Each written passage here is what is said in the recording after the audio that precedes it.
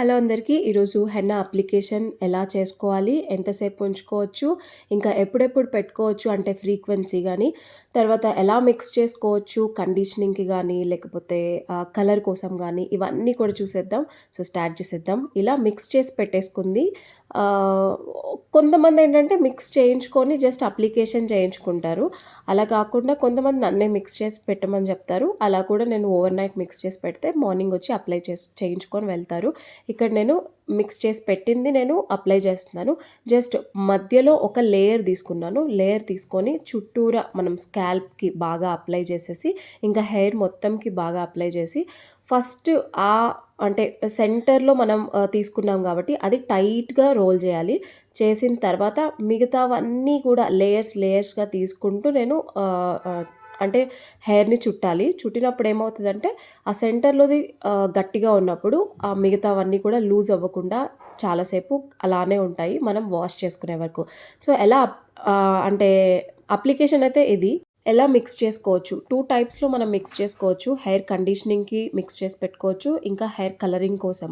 Hair colouring కోసం ఏంటంటే tea డికాషన్‌లో మనము ఈ హెన్నా పౌడర్‌ని మిక్స్ చేసుకోవచ్చు. హెన్నా పౌడర్స్ ఎలాంటివి తీసుకోవచ్చు అంటే అనూస్ బానే ఉంటది. బంజారాస్ కూడా బానే ఉంటది నాకు తెలిసినంత వరకు.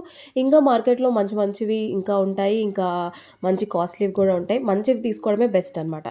సో, ఇంకా పచ్చి హెన్నా గూడా పెట్టేసుకుంటారు. అంటే గోరింటాకు నూరేసుకొని పెట్టేసుకోవడం. అట్లా మాత్రం అస్సలు పెట్టుకోవద్దు. చాలా అంటే జలుబు చేయడము ఇలాంటివి వస్తుంటాయి. అలా గాకుండా డ్రై చేసి పెట్టుకోవడమే మంచిది. ఇంకొకటి ఇట్లా కలర్ కోసం అలా మిక్స్ చేసుకొని టీ డికాషన్‌లో కొంచెం కాఫీ పౌడర్ వేసుకొని మనం మిక్స్ చేసుకొని పెట్టుకోవచ్చు. అలా గాకుండా కండిషనింగ్‌కి ఎలా మిక్స్ చేసుకోవచ్చంటే నైటే అయినా మిక్స్ చేసుకోవచ్చు. లేదా ఒక 3 అవర్స్ ముందైనా మిక్స్ చేసి పెట్టుకోవచ్చు.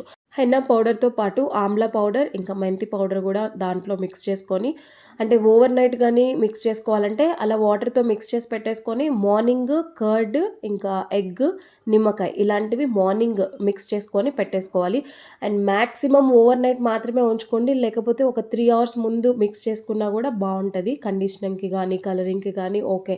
అంతేగాని 2 డేస్ అలాగా వదిలేసి పెట్టేసామంటే గూడా చాలా ఫంగస్ ఫార్మ్ అయిపోతది. అస్సలు బాగుండదు.